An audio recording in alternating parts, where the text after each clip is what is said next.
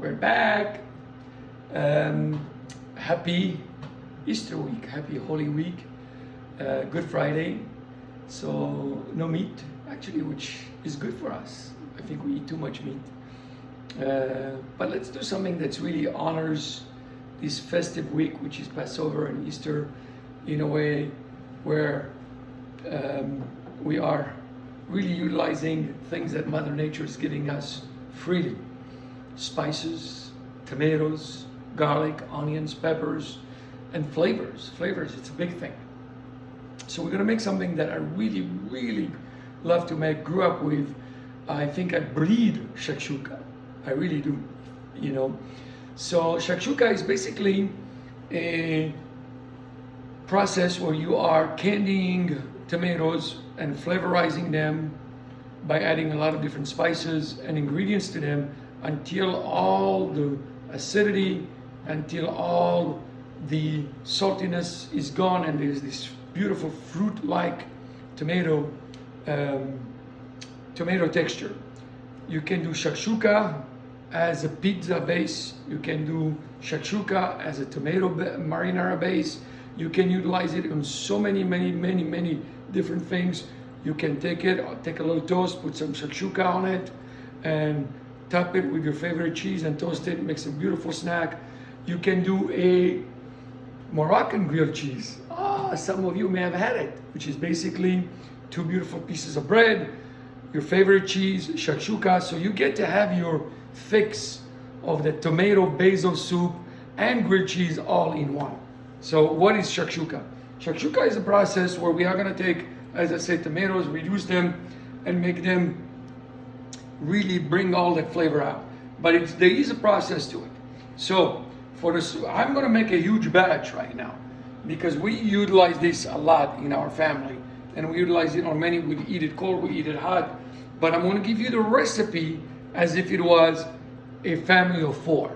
Okay? So as you see this, don't go, oh, the females are going to eat this. Yeah, we are a family of 4, but this is probably for 12 people later. But the ingredients and the measurements I'm going to give you are literally for a family of 4. So first off, remember, and taking on our previous FEMA Fridays in our classes before, we're gonna heat up our pan. This is already a little bit hot. I'm gonna add rice bran oil to it. I'm wondering how many of you are cooking with oil and flavorizing with olive oil. How many of you? How many of you are no longer cooking with olive oil? You're finishing with olive oil. Let's keep remembering that because that's really very important. So I'm gonna take this beautiful, I have some garlic in here, so we're gonna start right here. I have a 1/4 cup of rice bran oil, high smoking point oil, any oil that you think. I'm gonna do a tablespoon of chopped garlic, and we're going to start really getting the acidity out of the garlic and getting this beautiful garlic to caramelize nicely. I'm going to get my beautiful wooden spoon.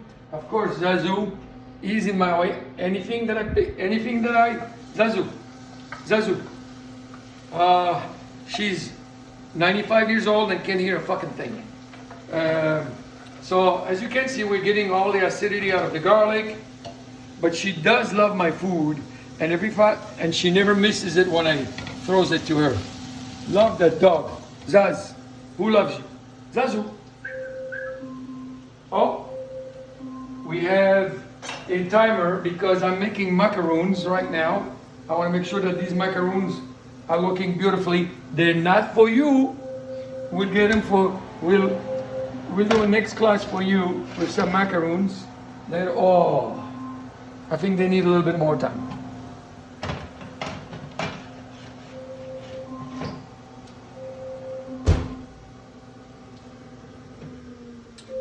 So my garlic is, can you tell Alexa to turn the fucking thing off? She did. Alexa, off. All right, so my mother never had this technology, by the way. You know, it was all by feel, smell. So you see how beautiful, and I'm at high heat. You see how candied my onions are? Garlic. My garlic, I'm sorry. Now I'm going to add my onions, white onions, diced. And I'm going to get them to where I want my garlic to be. Nice and translucent. Cooking them at a really high heat. So, tablespoon of garlic, 1 cup of diced white onions. And this is really one of those critical pieces where you want to get all of these ingredients really nicely to bring in the natural flavors and really keep creating balance. A lot of what we do, sometimes we tend to rush things, we're afraid that we're going to overcook something. Err on the side of almost getting it to a point where it's burned. Like my mom used to say, when it's burned, it tastes like something. When you boil it, it tastes like water. Write that one down. So we are caramelizing these onions beautifully, just like that. And we're going to add right now our red bell pepper. And for this recipe, 1 full bell pepper julienne. A nice big julienne, meaning nice cuts. I'm going to incorporate. So now the peppers have a lot of water in them. So they're going to really keep helping me not burn the garlic, not burn the onions. I want to really cook them nicely. Keep in mind, I have olive oil in here, and I want to add my olive oil at the end and later. So, I do have some shakshuka that's already done and made in here, because this is going to take you, once we're done with this process, we're going to turn the heat low, and it's going to take, at the restaurant, we do it for 6 hours. At home, you don't have to. At home, you're just going to let it simmer. You make it in the morning, and by the time you're done and ready for lunch, your house smells like heaven. And you don't have, once you make it, it's just a matter of cooking it slowly and stirring it every once in a while. You don't have to do anything else. So the prep time is 20 minutes. The cooking time is 2 hours. And by that I mean, and I like to make it in big batches because it really helps me plan my meals for the whole week. I'm going to make pasta, I'm going to use shakshuka for that. I'm going to make pizza, I'm going to use shakshuka for that. I'm going to make a grilled cheese, I'm going to use shakshuka for that. So it really helps me prep my meals very well. Remember what we did last time? We worked with spices. So I have a rule of thumb. If they're red, green, or yellow, if they are dark spices, they come in the beginning. If they are the lighter yellowish, they come in the middle. And if they are green, as in basil, oregano, rosemary, they come at the end. What a lot of recipes won't show you is exactly that. You want to get these spices in here, and you want to get the flavor out. So right here, 3 tablespoons of paprika.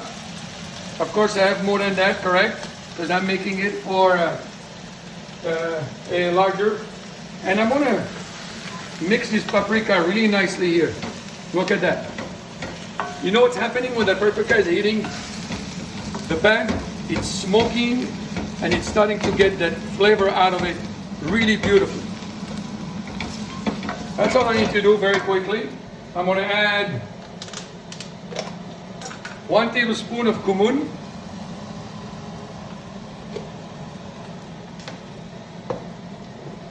One tablespoon of turmeric. If you don't have some of these spices and you eliminate some of them, it's okay, as long as you have the bulk of them. A hint of cayenne. We like our shakshuka a little bit spicy in our family.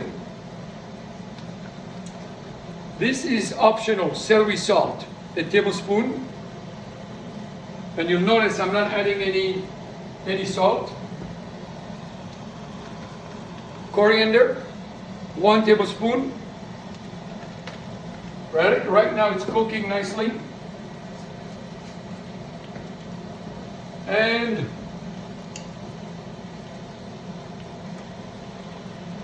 a half a cup of honey. In this case, I'm going to put a little bit more.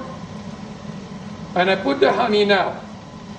And the reason I put the honey now is that I want to caramelize the bottom of my pan beautifully. It's also going to help me get all the acidity out of my tomatoes.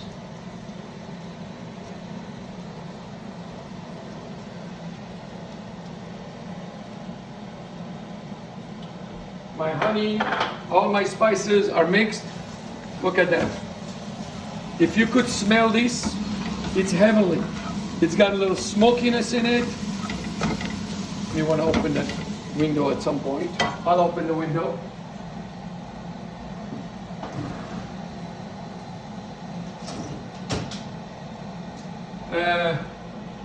And now I'm going to add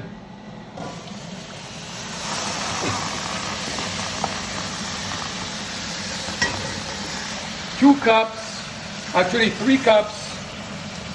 So we added one, we're doing this for 4. 4 cups of organic crushed red tomatoes. These organic crushed red tomatoes are mixed with 1 tablespoon of tomato paste. Really very simple right now, correct? And we want to get this to come to a really beautiful. And you'll notice I haven't added any salt in here. I don't need any pepper because I have all those ingredients, and including the cayenne that gives me heat, and I have smokiness, so that will just mask the black pepper. And what I'm going to do to this right now is just I'm going to keep cooking it and cooking it pretty much for 3 hours until I get a finished product that looks like this.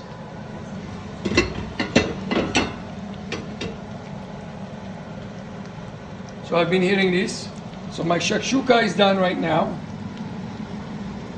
I can literally take this and incorporate it into my pasta, incorporate it into my pizza, do anything I want to really do with it. I mean, think of it like as a tomato sauce on steroids with so much flavor. However, a classic shakshuka requires, and the way it's really usually eaten, and if you're going to have a family of 4, you add eggs to it. So we're going to do 1 egg. We just drop the egg in there. And I like my eggs running. Lori likes her eggs. Excuse me. Lori likes her eggs firmer. So you going to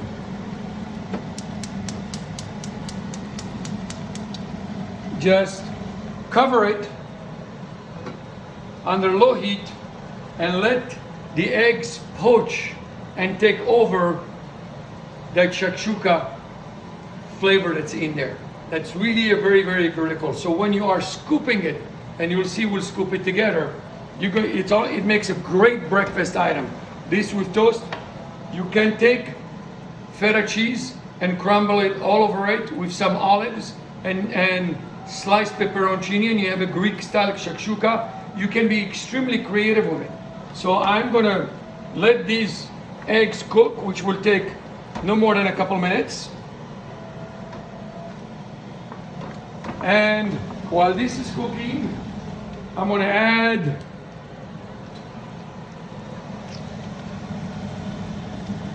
one lemon. So your recipe, I'm adding 1 lemon to this, but you should add also 1 lemon to your recipe. The reason I'm only adding a little bit less to my recipe in here is because I had some in the mix of my tomato already. So really, a beautiful, very, very sexy dish, a lot of great flavor to it. and very simple to make. Garlic, onions, caramelize them, peppers, add your spices, add your tomato sauce, tomato paste, and finish it with a little lemon. And then now you reduce the heat, and you keep coming back. What you'll notice is that the bottom is going to scorch lightly, and that's not a burnt scorch. As long as you have it under low heat, you're not going to burn it. As a matter of fact, in my family, when my mom and my grandma would make this dish, one of 17 brothers and sisters, everybody would get served, but my mom and grandma, and they would help themselves last. They did that with the paella, they did that with the shakshuka. And the reason being is that the longer it took, the better the flavor was, because they were scraping the bottom of the shakshuka. So really the bottom, as long as you have it on small heat, it will stick a little bit, but it won't burn. Now, some people like their shakshuka rougher. Some people like it a little bit more blended and pure. I like it sort of in between. So at the end, I'm probably going to burr mix it a little bit, but it's really not necessary, because everything is going to be reduced, almost looking like this by the time I'm done. And right before you're ready to serve it, you're going to take some parsley, cilantro to your liking, and sprinkle it so you can have look at that. Now your dish, see, some of the egg is not done, so you can just keep it and turn it a little bit. And I want to spoon it with you so I can show you how good this is. It really has some phenomenal flavor in it. So I hope you're having a great week. I hope you've been productive, and I love sharing these things with you. And I love really going through the flavors of the food, because we miss that. We buy all these great ingredients, we have these great ingredients, but the emphasis is not on flavor. And I love that all we're talking about is flavor, because at the end of the day, if it doesn't have flavor, it doesn't matter. So I think it should be ready, Mademoiselle Fima. And